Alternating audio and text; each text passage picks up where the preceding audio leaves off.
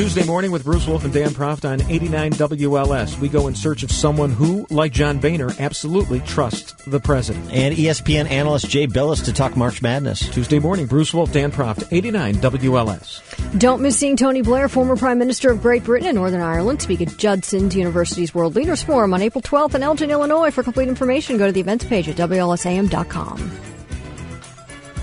Well, Lauren, you go to your bank and they say it's closed. And then they say, oh, by the way, remember when we told you the government told you to save and save and save and not overextend on credit? Right. Well, we're just going to apply a new tax, 10% on all your savings. This is the craziest thing. All right. It's happening in Cyprus right now.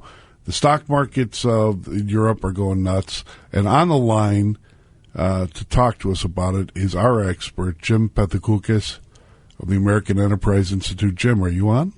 I am here. Jim, you have any money in the Cypriot banks there? It's good. I was about to make a huge deposit when this came out. So sometimes it's better to be lucky than good. Well, what I see from reading on this that Cyprus, which was occupied by Turkish forces 20, 30 years ago now, has gone over to the Russians to ask for help. The Russians and the Cypriots do business, and I'm told, apparently, according to some of the reports that I've read, that many of the Russian oligarchs and Russian mafia run money through those Cypriot banks, so now they're getting hit by 10% taxes. How do you think they're going to feel? Are they going to take? Are they going to take a nice? Well, the Russians are balking at this whole idea because obviously Russia is kind of this. Crony capitalist kleptocracy. Kind of like Chicago, but the whole country. Tell me if this story sounds familiar. But remember, what's really kind of, what's upsetting financial markets here, it's really not so much that depositors are being asked to contribute, I think is the charitable way, to the bailout of these banks.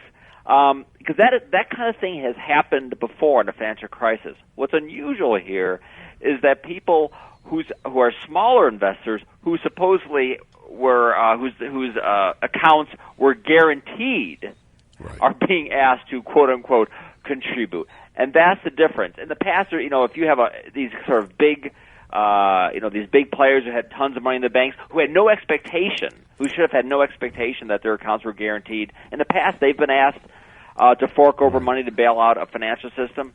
So wait, let's be clear. Yeah, what's unusual is that people who thought they had guaranteed accounts, that's what's really freaking people out. So you have 100,000 euros in the bank, and they're going to take 10%. How do they know what that $100,000 is for? I mean, and what kind of a precedent does this set? Well, that's the concern, is that if it can happen in one country, if that terrible precedent holds in this country, then why couldn't it happen in some other countries which are undergoing severe debt problems, whether it's Greece, Italy, Spain?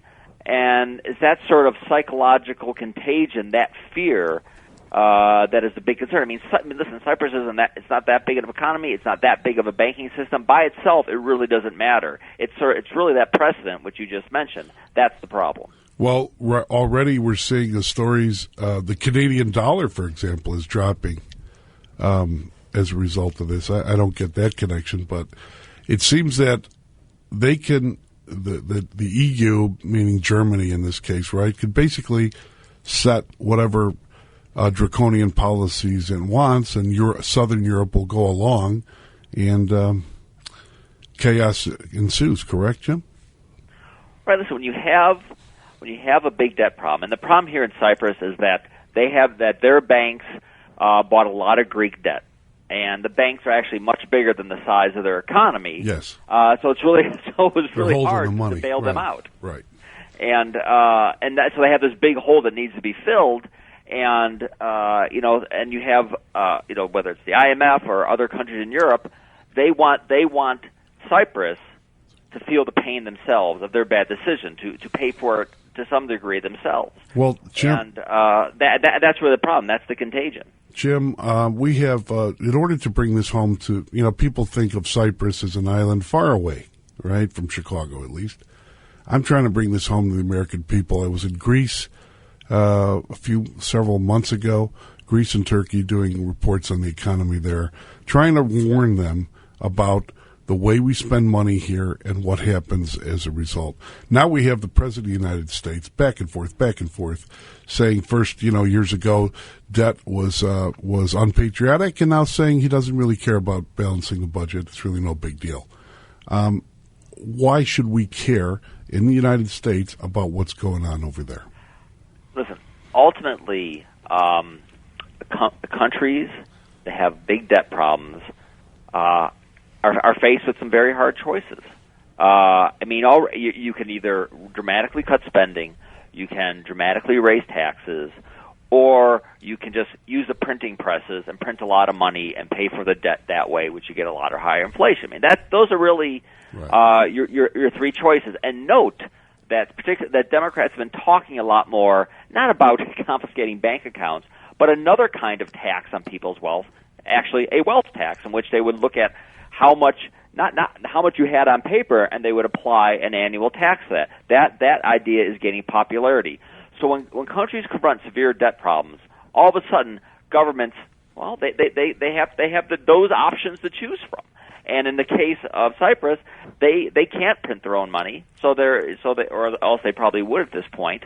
So they have to use these other options, like taking people's money out of their bank accounts. So ultimately, those are the choices, and the U.S. won't be spared from that. Well, the redistribution of wealth kind of scares me, but it also scares me the idea that a government comes in and you've got your money sitting in the bank, and they say, "Hey, we got to bail ourselves out, so we're going to take 10%." They can come in and do it again. It's not necessarily a one-time thing.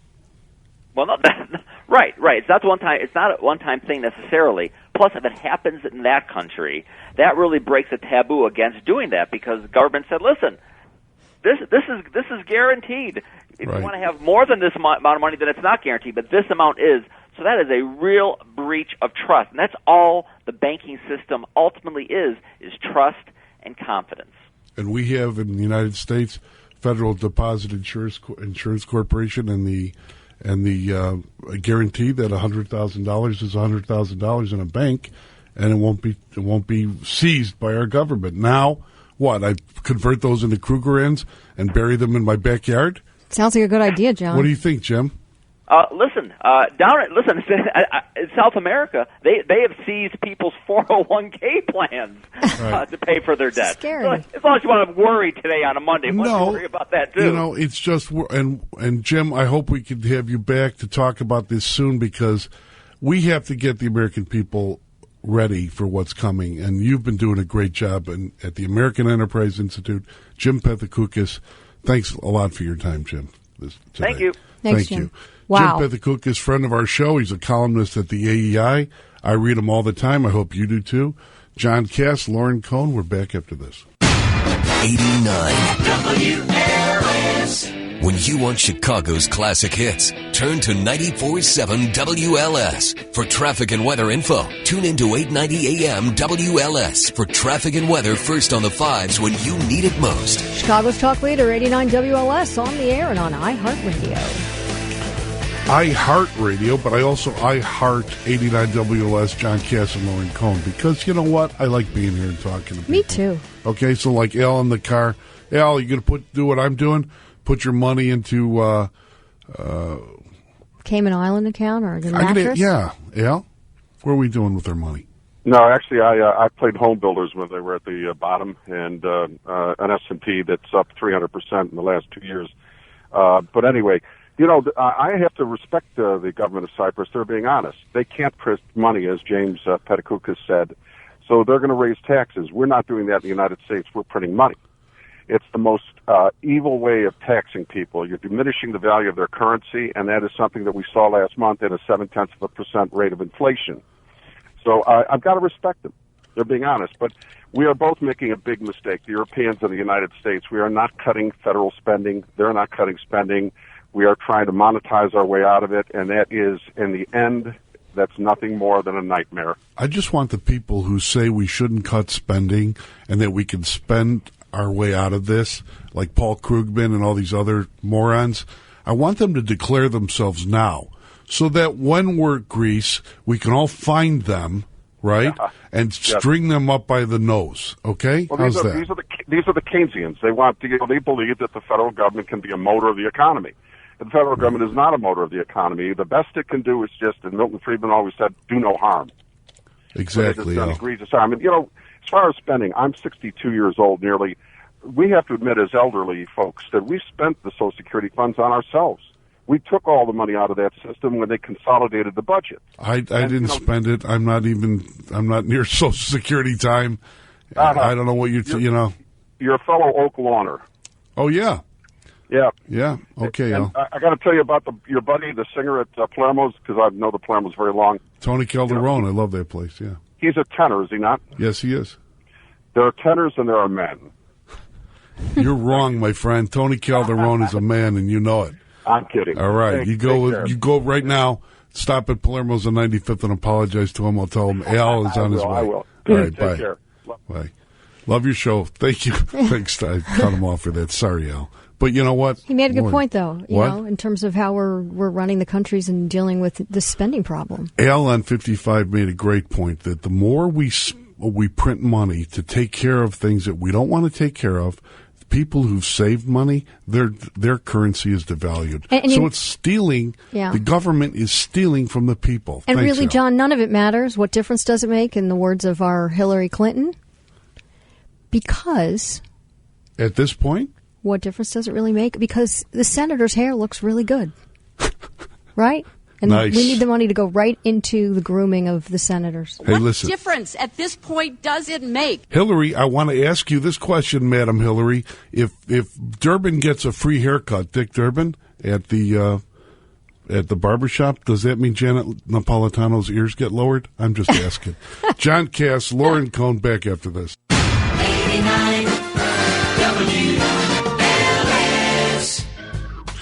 Well, Lauren, I guess the banks in Cyprus are closed till Thursday now. Can you imagine if that happened here?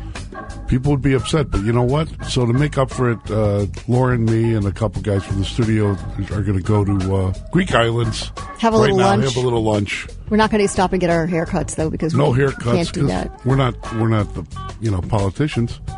We can't afford it because all our money's going towards, paying for something else. Amazing. So just get the olive oil. Get the olive oil and bread ready, boys. Can't wait. We're on our way. John Cass, Lauren Cohn. It's been great to be with you. Good Monday. Good Monday. Get your hair cut on the government dime, and we'll be back in 22. See ya. One station making history every day. Where is the shuttle, Vic? There is a major problem. The policeman isn't there to create disorder. The policeman is there to preserve disorder. Chicago's talk leader, 89 WLS. WLS Chicago. A Cumulus station.